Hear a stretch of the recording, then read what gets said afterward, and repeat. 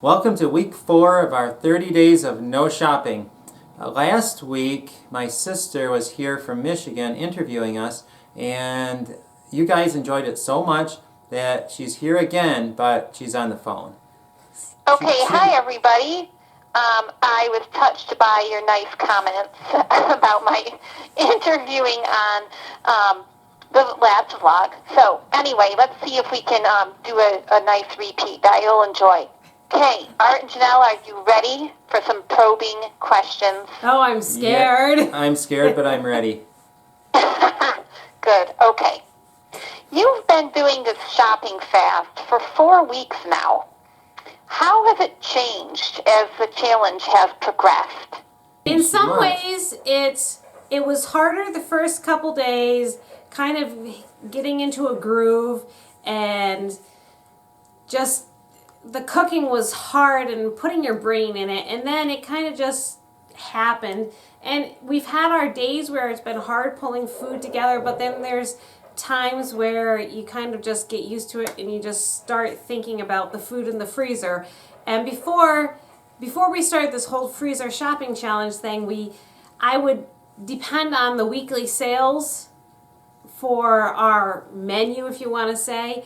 And because I couldn't do that, I had to retrain my brain into thinking about what was in my freezer and thinking about my meals for tomorrow the day before so I could thaw out whatever. So there was a little bit of a mental shift there on what I was going to use instead of thinking I'll just go to the store and buy whatever's on sale this week.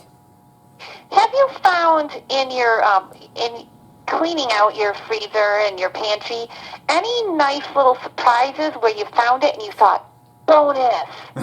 I found a leftover, one of those nutrition bar things that I wasn't expecting to find up on top of our pantry. Did you eat it? No, it's still there. Oh, good. If that's the most exciting thing you found, that says something. Your sister and your nephew came to visit.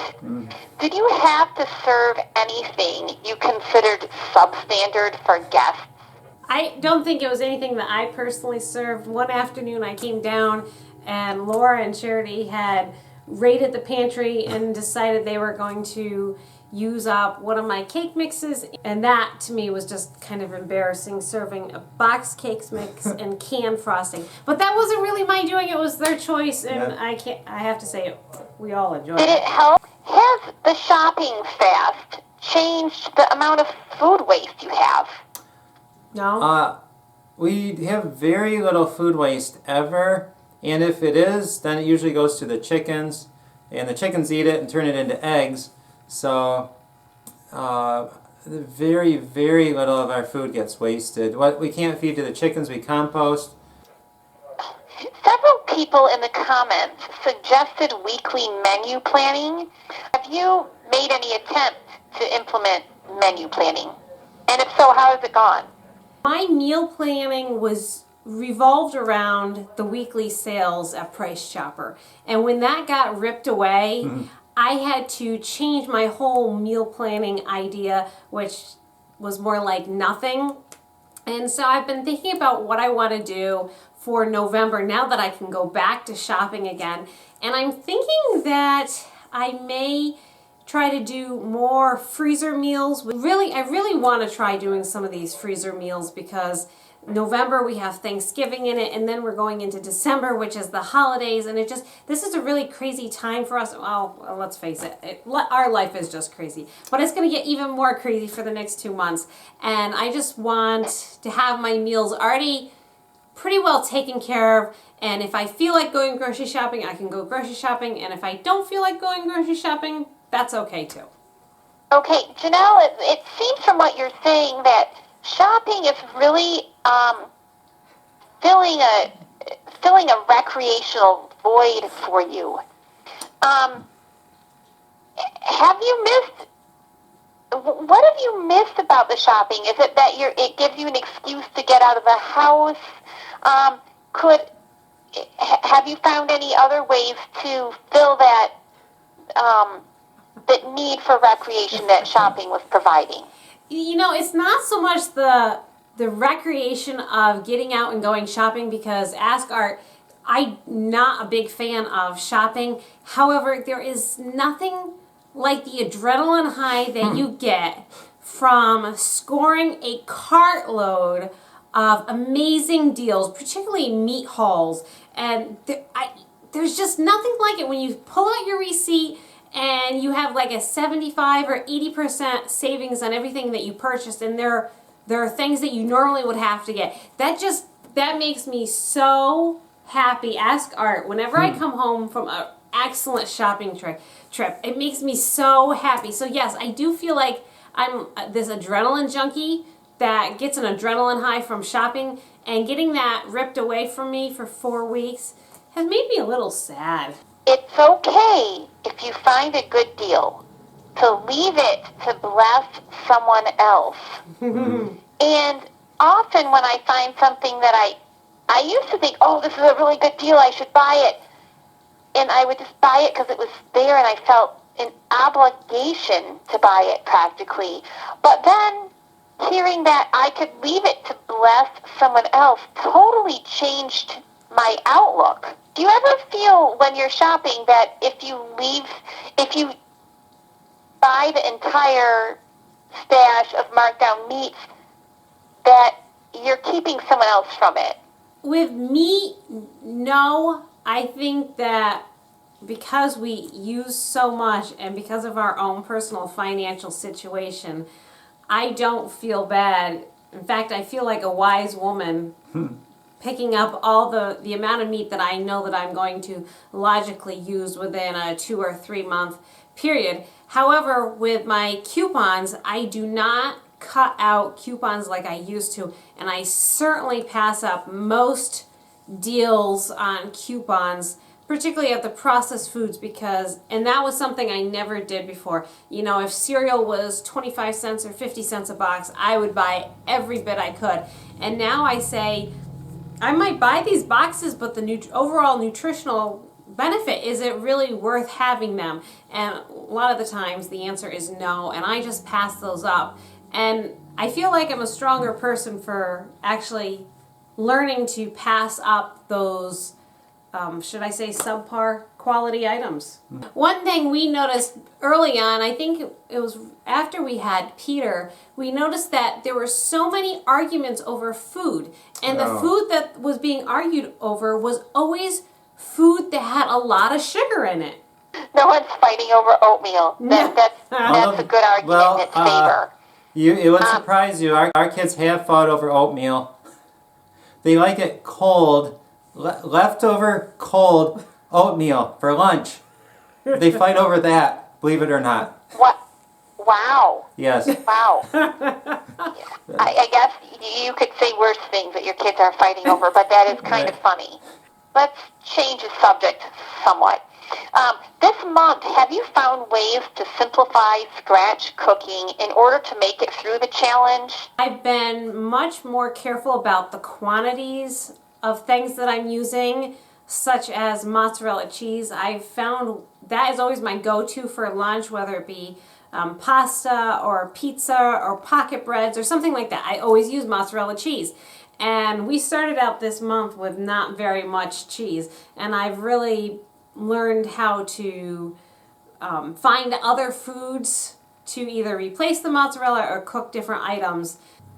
Have there been moments when you've almost gone shopping? If so, what tempted you the most? Well, we actually did. When we started this, we had the deal of the century clause, we called it. If we found something at Hillcrest, some large bulk food, we would buy that if it were a really good deal. And we found 5 things that were all really good deals. Give an example of what a deal of the century item. Okay, where else can you find raisins for $1 a pound? 30 pounds of raisins for $1 a pound. How has this challenge changed you, and what permanent changes do you think you'll make because of it? Well, Janella's cooked a lot more things, and I've really enjoyed this challenge because the food has gotten a lot better. Ouch. But how is... No, it's always good, but it's gotten better. So that's a compliment. How has it changed us? Well, I think, as far as I'm concerned, I think we need to cook more out of our pantry. When I was visiting, speaking of pantries and food storage, when I was visiting, I noticed your pantry doesn't have many shelves, so things were stacked up pretty high. How much of a role do you think this plays in food not being used? A lot. Mm-hmm. A lot. Yeah, when we started cleaning out the pantry, we also found 3 4-pound bags of sugar that we didn't know we had. So imagine hiding 3 bags of sugar in your pantry. That's pretty bad. What advice do you have for others considering a shopping fast? Do it. It's fun. It's a challenge. It helps you get rid of all those odd things. I think that if you're going to do a 30-day challenge, before you walk into that challenge, take an inventory of what is in your pantry, and then try to formulate a handful of meals from it, so you are actually using the stuff in your pantry with a focus. That's where I went wrong, and I did not get rid of as many items of my pantry because I still am avoiding some of those things. I was just using up the normal things that I can turn to and know what to do with. Tonight was a pork roast, and I was just so tired that I threw it in the crock pot, and I went to my box of prepared mixes. I went in there and it called for a package of onion soup mix, and I found onion/garlic dip mix, and I used that with some red wine and some soy sauce and cooked the pork roast in that. And then we had rice, green beans, a black bean, corn and sausage salad, and then I made homemade zucchini muffins, and I just thought tonight was really good. It was very good. It's amazing to think that after 4 weeks of not shopping, you can still come up with a really good meal like that. I'm looking forward to being done with it, and I'm going to have to come up with some sort of new challenge or something, because I still have those odd items in my pantry I'm still avoiding. So maybe I'll do a basket or something, and we'll do a November challenge of trying to use up everything in the specific basket where I can visually see those items and just be determined to be gone with them. What are you most looking forward to purchasing? I could go without going to the grocery store. I just miss that high of the markdown coupons and the peelies, and I miss that. Well, I'm glad that you're making it through, and it sounds like with just a few more days of this, you're going to make it. Thank you, Laura, for interviewing us. I hope you guys have enjoyed this video. At the end of the month, we're going to have another video, so you have one more video to look forward to. We are going to show you our next minor challenge, I guess you could call it, that we are going to do. If you've enjoyed this video, please give it a thumbs up, and if you haven't subscribed, please do that. And thank you so much for participating with us for this past month. If you'd like to watch the other videos in this challenge, you can see that in the playlist over on the side. And we will see you for our next vlog and series, whatever that's going to be. Good night.